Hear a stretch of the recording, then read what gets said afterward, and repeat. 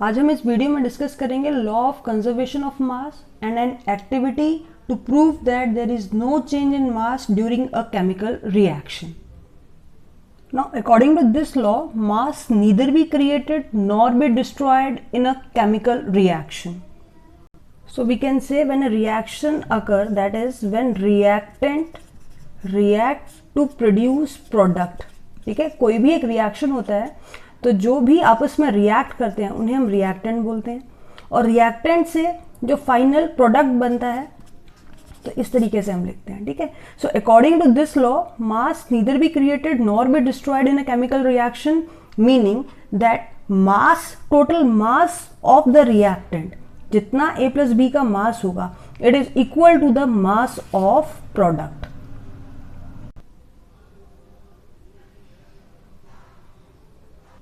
Now for example, अगर हम एक एग्जाम्पल डिस्कस करें, calcium oxide reacts with carbon dioxide and forming calcium carbonate that is CaCO3. अब अगर हम इसका मास कैलकुलेट करें एटॉमिक मास यूज करके, then 40 plus 16, 40 atomic mass of calcium, 16 atomic mass of oxygen, it comes out to be 56.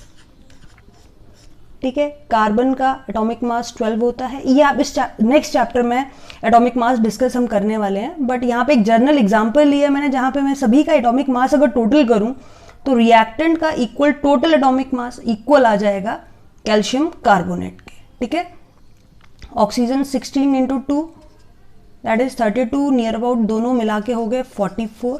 तो अगर इन दोनों को मैं टोटल करूँ तो नियर अबाउट 6 प्लस 4 10, 5 प्लस 5 10.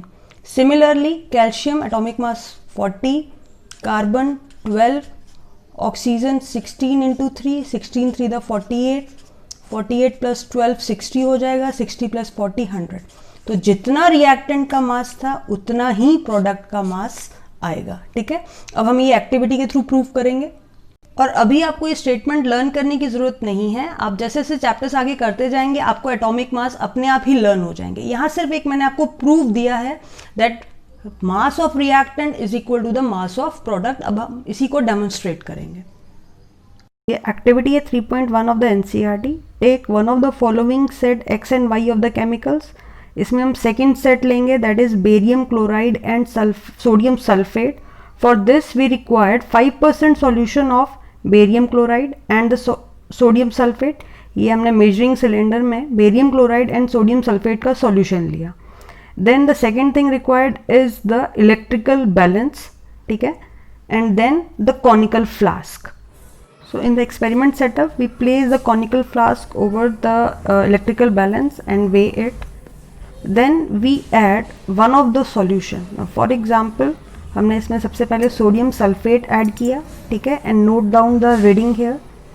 ठीक है, इनिशियली तो अभी हमने एक ही सॉल्यूशन डाला है. Then we add another solution that is of barium chloride. अभी हमने इनको मिक्स नहीं किया है, दोनों सेपरेट हैं. ठीक है, टेस्ट ट्यूब में हमने इसको प्लेस किया और टोटल अमाउंट वेट की नोट की, दैट इज 121.80 ग्राम.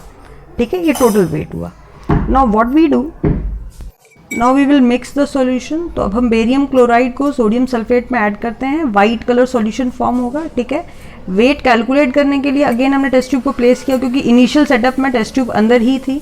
ठीक है, and then again we note the reading, then we get 121.8, meaning the mass of reactant is equal to the mass of product which proves the law of conservation of mass. तो figure 3.1 से हम इस पूरे setup को compare करें तो difference एक ये है कि हमने स्मॉल इग्निशन ट्यूब की जगह टेस्ट ट्यूब लिया है, और अभी हमने सेटअप में कॉक का यूज़ नहीं किया था. ठीक है, तो जैसे कि आप देख रहे हैं अगर हम थ्रेड को रिलीज करेंगे जिससे ये इग्निशन ट्यूब बाइंड है तो सॉल्यूशन मिक्स हो जाएगा. ठीक है, अब क्वेश्चन जो आपको एक्टिविटी में पूछे गए हैं, what happened when these two solution mix, then they form white colour solution. ठीक है, ना why should we put a कॉक on the mouth of flask, so that if any vapor form it is not able to escape from the conical flask, hence we should put a cork on the mouth of flask. Does the mass of flask and its content change? No. Before the reaction and after the reaction it follows the law of conservation of mass. अब law of conservation of मास पे आपके NCERT इन text question given है that in a reaction 5.3 gram of sodium carbonate react with 6 gram of ethanoic acid. ठीक है, तो sodium carbonate react कर रहा है इथेनोइक एसिड के साथ. The product were 2.2 gram of carbon dioxide and 0.9 gram of water and 8.2 gram of sodium ethonate show that observation are in agreement with the law of conservation of mass. तो इसे proof करने के लिए हमें mass of reactant is equal to mass of product show करना होगा.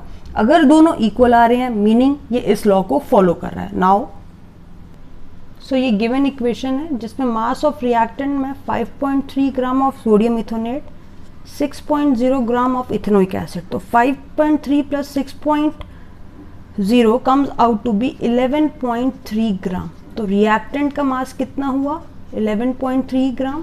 ठीक है, अब कार्बन डाइऑक्साइड कितनी प्रोड्यूस हुई जो क्वेश्चन में गिवन है आपको 2.2 ग्राम. वाटर कितना है 0.9 ग्राम एंड इथोनेट कितना है 8.2 ग्राम. अब अगर हम प्रोडक्ट को टोटल करते हैं, प्रोडक्ट इज 2.2 प्लस 0.9 प्लस 8.2, तो it also comes out to be 11.3 gram. So now since mass of reactant is equal to mass of product, hence this is in agreement with the law of conservation of mass. तो अगर exam में कोई भी ऐसा question आता है जहाँ पे आपको रिएक्टेंट्स के अमाउंट गिवन है और प्रोडक्ट की अमाउंट गिवन है, आपने सिर्फ दोनों को टोटल करना है और ये प्रूव करना है that mass of reactant is equal to the mass of product and hence it follows the law of conservation of mass. Now next type of a question in which if 6.3 gram of sodium bicarbonate that is NaHCO3 are added to 15 gram of acetic acid that is CH3COH solution, the residue is found to be weight 18 gram.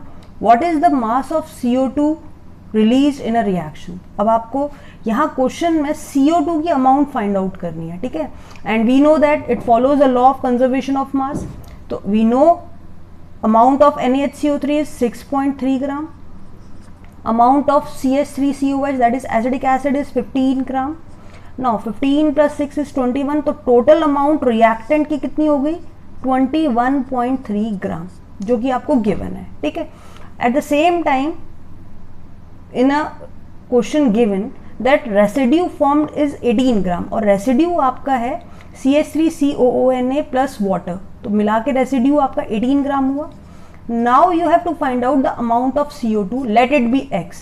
So we know that mass of reactant is equal to mass of product, meaning 21.3 gram is equal to 18 plus X gram. तो x की value हम कैसे find out कर सकते हैं 21.3 gram से 18 gram minus करेंगे. The left over amount is the amount of carbon dioxide. So 21.3 gram minus 18 gram comes out to be 3.3 gram. तो amount of CO2 release is 3.3 gram. So ये दो type के question हैं जो law of conservation of mass में पूछे जाते हैं.